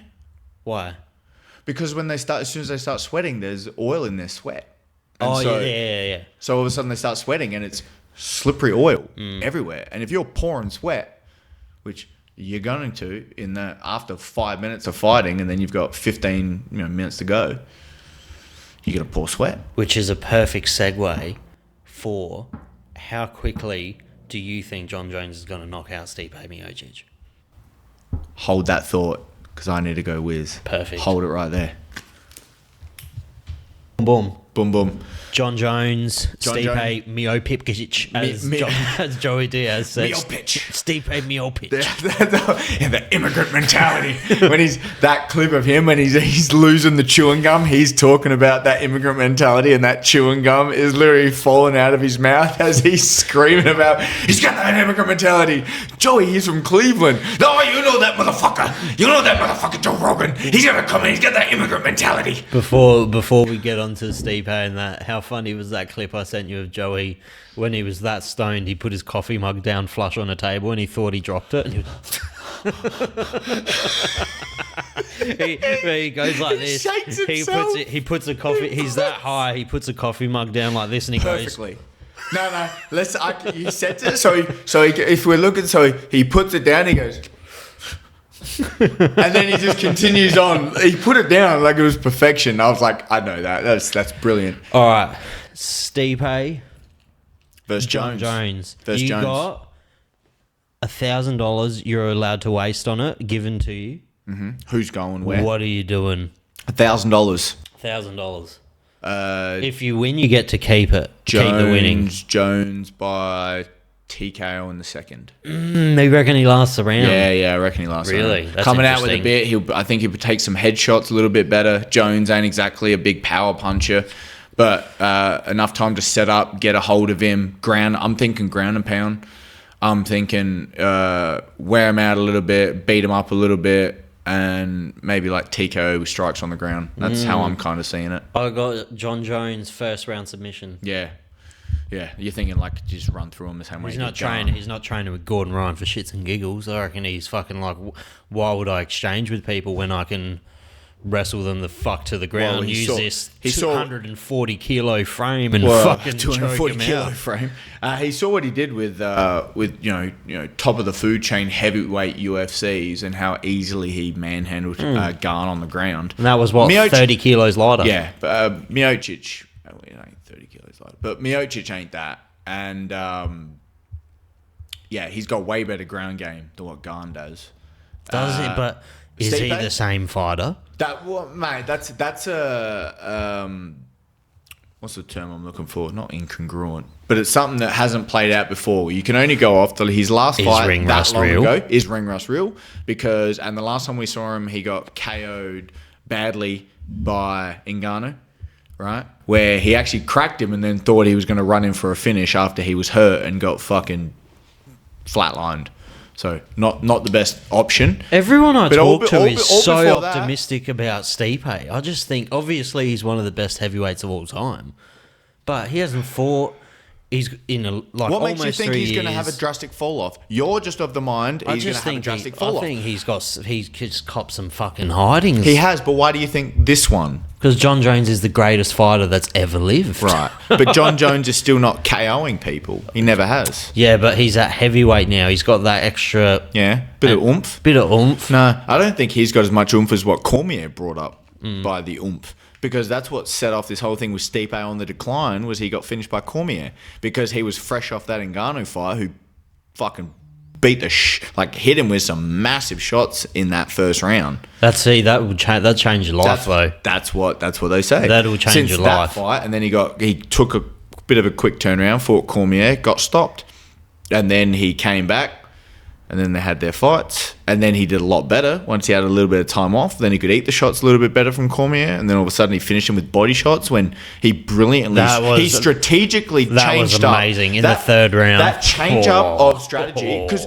you remember watching the body shots, and every body shot I'm going, they sucked. Dude, he was ripping hooks to the body, and it was like, I was like, what brought this on? All of a sudden he's just gone, if I just hit him with his absolutely clean ass left hooks to the body, I'll stop him. All that needed was Rocky music in the background. It was nuts. It was fucking wild. When he started laying that left hook to the body, I was like, oh my God, those are hurting. Just what a strategic game plan. Yeah. All of a sudden it's like, what you're doing is not working. And then you just go to that. DC was like, he was just so overwhelmed by it. He was like, what the fuck do I do? So I think Stipe still has that option. We're going to see. We're going to find out. I just don't think John Jones is going to run over him. I know that you think he does, but... I'm a massive John Jones dick rider.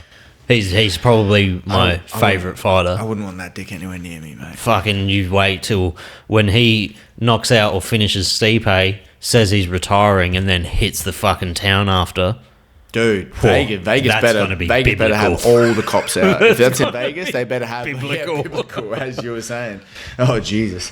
Bringing it back. We're already going back to real wartime. Yeah, that's going to be... And then you got Potan versus... Yuri Prochazka. Which I got... the Potan, man. You reckon Potan? I just reckon Pereira's... What a clash of styles. He's just a fucking brute animal. But actually not... It's styles, yes, but they're both fucking animals. Pereira's probably more technical, but he's They probably, I don't know, I'd say Pereira has more power, but Yuri's more explosive, so it's different power. Yeah, different. It's different power. Like, Yuri can hit you with a fucking flying knee from across the octagon. They're throwing different techniques. That's what I mean. I was like, you can't even make a comparison because I was just thinking, I was just thinking Yuri versus Adesanya, but I'm like, Adesanya's, different techniques compared to Yuri's are different. But they're both unorthodox. Almost. Do you think, here's a good one.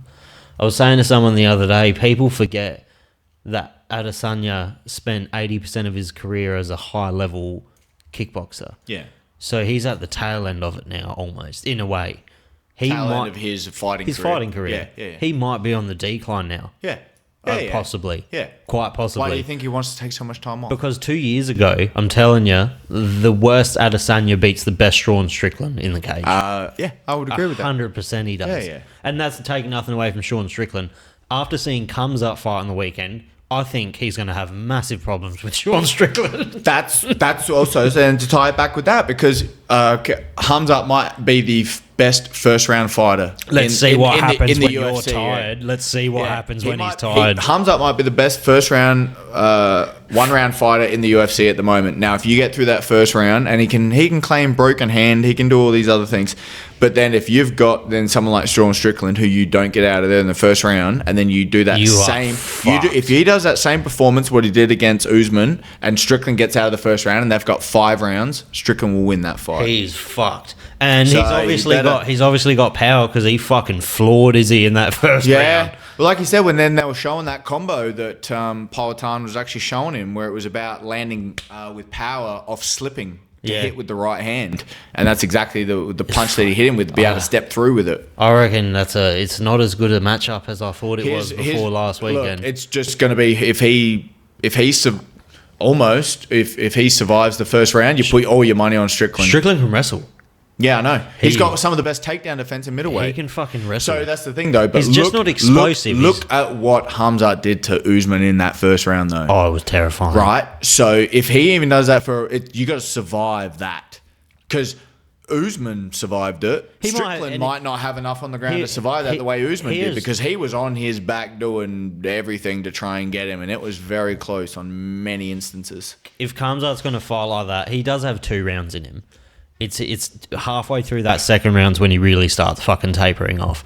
But with someone like Strickland, who's actually a pressure fighter, that's what Gilbert I'm going to say. Is not a pressure fighter. He's going to need Kamaru a really Usman's not a pressure fighter. He's going to have to rein it in for that first round. He's going to fire that first round like he always does. Or he's going to go. He's going to blow his wad in that first round. If he doesn't get him out of there in that first round, I would put all my money on Strickland. I would say that's my early ass prediction. He'd have to really fucking just strike like a madman. Dude, when Hamzat gets his body waist lock on you, it's fucking wild. You go anywhere. His control, he does whatever he wants to you. His hips, how he can follow your hips is second to none. He did it with Kevin Holland, where he's rolling with him on a body lock. He did it with this one. He's just rolling with him and shit. It's like, oh my God. I watched that Kevin Holland fight last week, and it's actually fucking insane how he followed him through and ended up on top or in a better position, because Kevin Holland was flailing around like a psycho. Because he didn't do normal like grappling defense. He's Granby rolling. He's like he's launching himself into shit. Floor. And Hamzat's following him the whole way, and it was like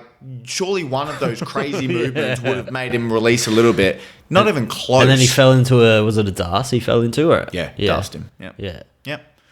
He does. He's looking for that front choke. And it was like, well, obviously, his front choke is his move. He couldn't finish the rear naked choke on someone like Usman, who's obviously... Looked like it was pretty tight at some point, but I think... He got very close. Look at that first round. 10-8. All the judges gave it 10-8. But then you look at those next 2 rounds, and it was multiple judges, multiple rounds gave it to Usman. I'd have to really, really watch that fight again to make a comment about that. Yep. But with a full training camp, does Usman win that fight? I don't think so either. You don't reckon? No, I don't think anything changes.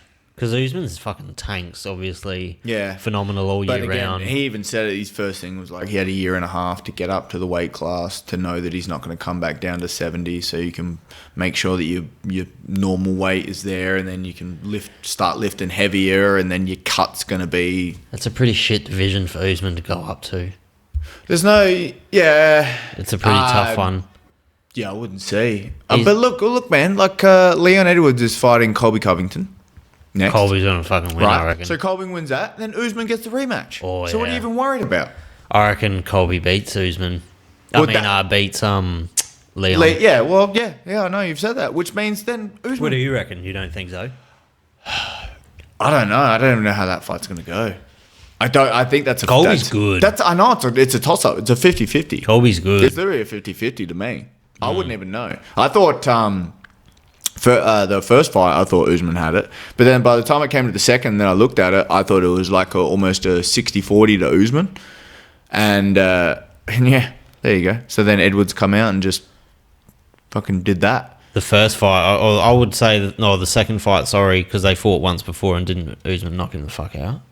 Yeah, after he was getting dominated. Yeah. He was getting beat up, he was getting pretty handled, and then come out. No, Edwards. Wait, so what's the time?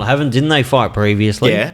They fought early. Yeah, that's what I'm saying. Usman decisioned him easy. The second fight, he was winning every single second of every round. Then until the best head kick of fucking almost all time. That is correct. With the great call that if it wasn't for that head kick, maybe Volkanovski wouldn't have gotten knocked out on the weekend. if you don't know, just go back and listen to the start of this opening scene of this podcast, which is the call from John Anik. That's my favourite moment in commentary history. Of course it is.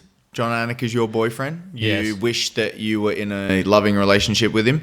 So he would give you your full endorsement. And if you were a woman, you would definitely give him your babies. Oh, fucking oath I would. Yeah, you would. He always seems to call things like just very seconds before it happens. He's very good. He's Mystic Anik. God, he's Mystic Anik. Anik knows. Anik knows. Yeah, who you said that? No, that's... who's the guy with the nose?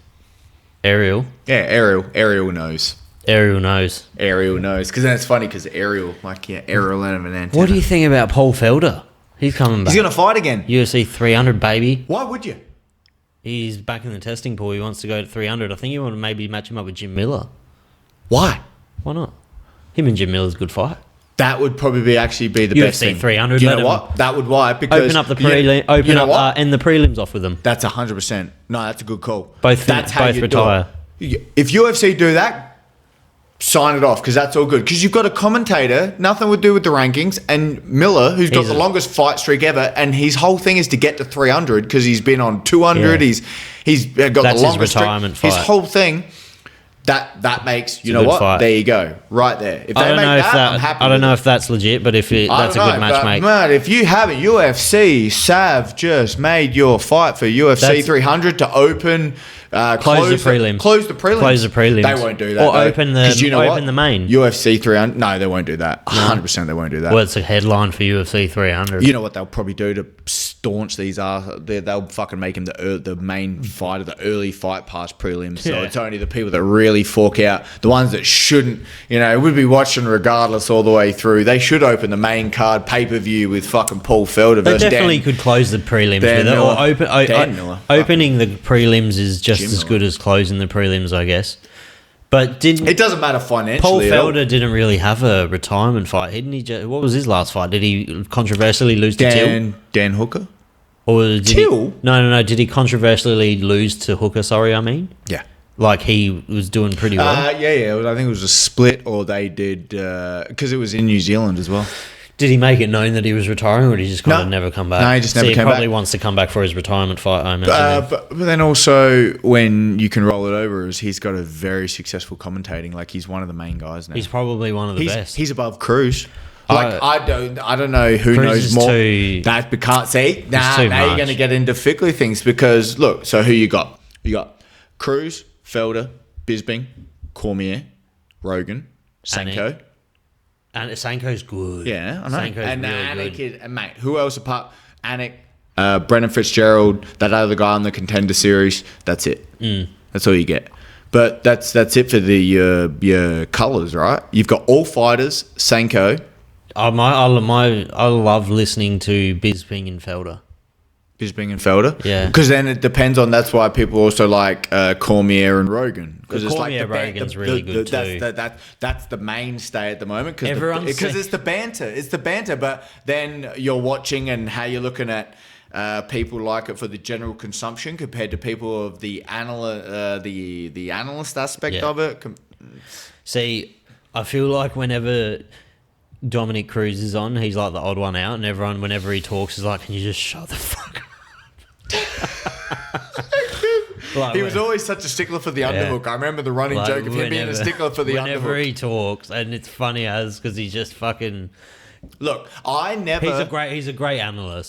He's a great analyst. I do not look at any of the commentators that come up on the UFC and I go, "Oh, not this guy." Nah, they're all good. I'm actually not upset because they all bring and they've actually. It's just about pairing them up. I hope they put Laura on more cards. I know. She was like it was nice and fresh to have like a woman there. 100%. Yeah, you got to roll it off the contender. I thought I was going to hate it because there's this girl that commentates AFL and she's fucking horrible. Oh, yeah. Like, just listening to her is like, I don't know what the fuck you're saying, but you're only there because you're a woman. You're not a talent. I've tried to call that out as well once to my my housemate who's way more in depth with soccer at the moment because I was looking at on a panel and there was a girl coming in and I was like, oh, she's just got that because she's like, they do that though. But meanwhile, then my housemate was like, well, no, man, she's like one of the mainstays for the Socceroos and she's played this many Doesn't mean you're a good fucking commentator. But she was just an analyst and I was just like, she said something quite off the cuff and I was like, well, she can't be saying that. Like, what does she know about doing all that? And then he was like, no, she's one of the best. She's actually one of the best. I was like, Laura Sanko, when she commentated, she came so fucking prepared. And she was just making good little one-liners and she knew when to talk. She was really good. You know how hard it is to figure out who's going to have that? I mean, but Laura's had... If you follow Laura Sanko's career, she's had a long term now of commentating, YouTubing shows. You remember before her and Megan Anderson had the fucking falling out? They'd be doing a YouTube show for all the breakdowns. No. Yeah. Her and Megan Anderson... Whatever happened to Megan Anderson? She probably does OnlyFans now, I imagine. Does she? I don't know if she actually has no OnlyFans, but she's all online. She has little tidbits. She still does MMA commentary. All right. She doesn't fight anymore. She doesn't fight anymore. No, she stepped away. She hasn't taken a fight, but she's a streamer.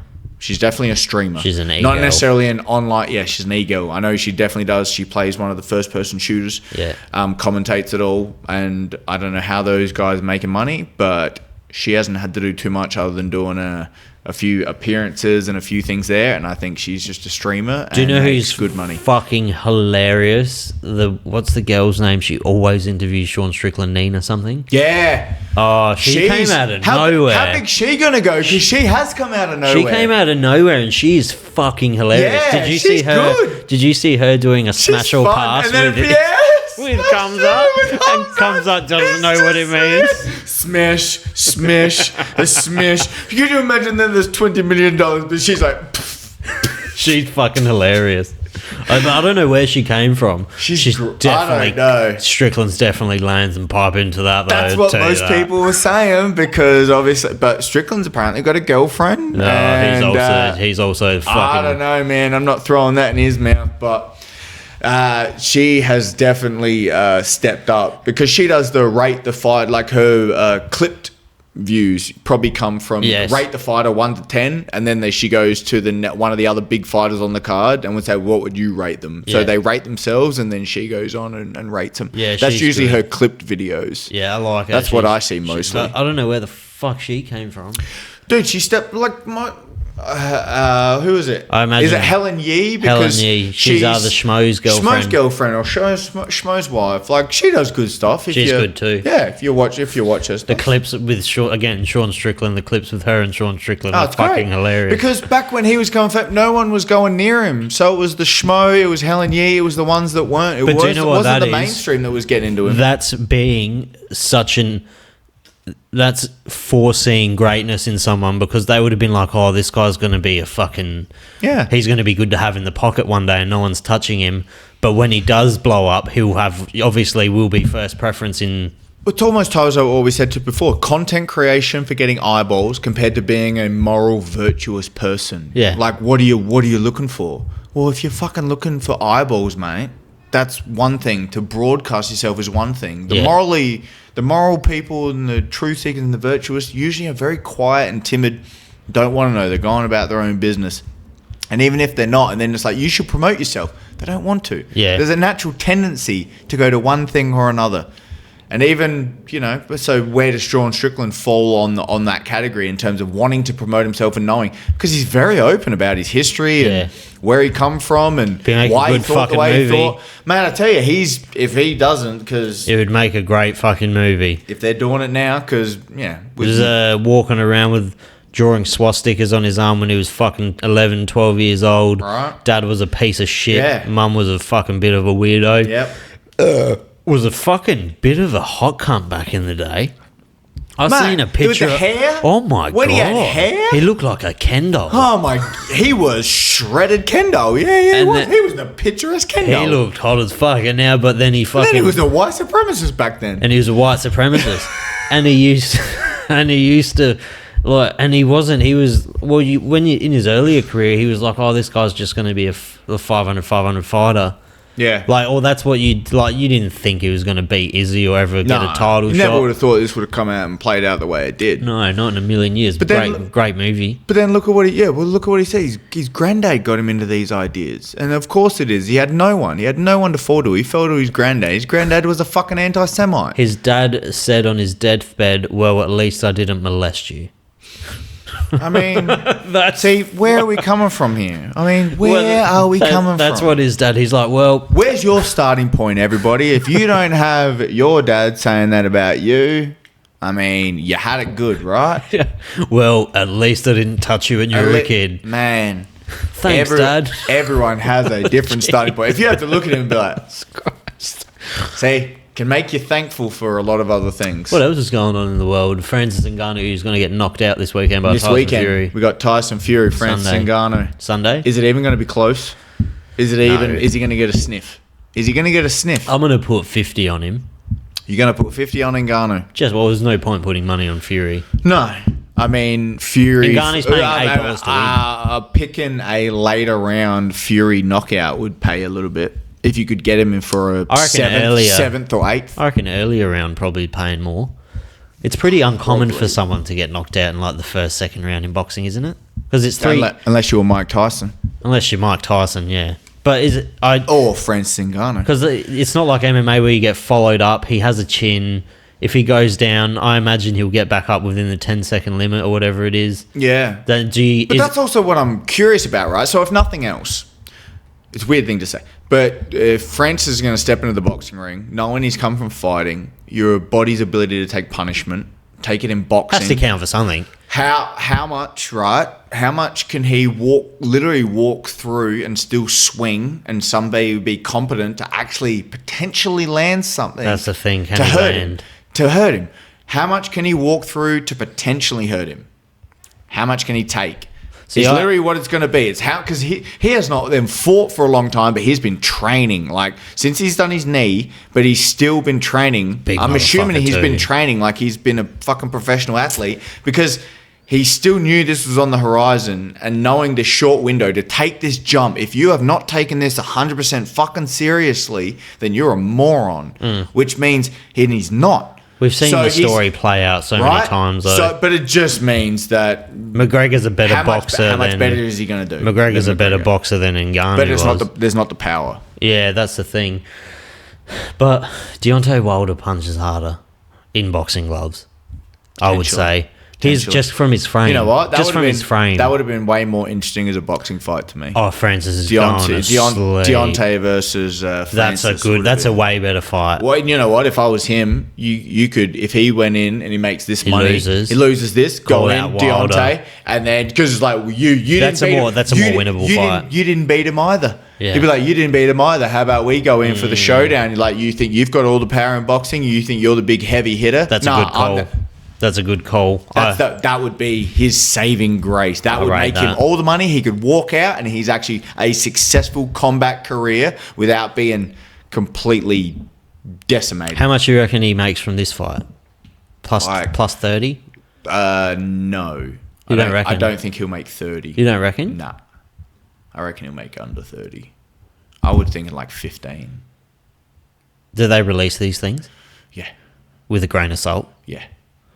with a grain of salt. Definitely with a big grain of salt. I reckon You don't know only sponsors 20. and everything. They definitely have to release what's been paid. Their contractual agreements they have to release. Pay-per-view points and shit. Pay-per-view points, yeah. They'd have to The thing release with all these that. events, they don't do many pay-per-views because everyone illegally streams them. I do.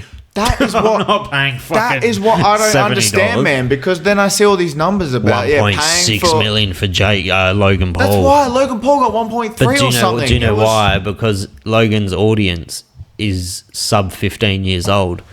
Get their parents to fucking buy. Hence it for what them. I said to you, mate. When you weren't you were talking about with find your bloody Find your niche. niche. And all of a sudden, everyone will go buy to watch him, and then you get an underage getting your parents to buy your pay-per-view for a boxing, not rigged, but Who's someone come on, I could let's be fight in honest. Adelaide? Come on, I want to get some clout. No, nah. Nah. Boxing? Yeah, Yeah. box the shit out of you, but we'll do it in private at the gym, mate. No, who can I fight? I'll fight fucking Cozzy.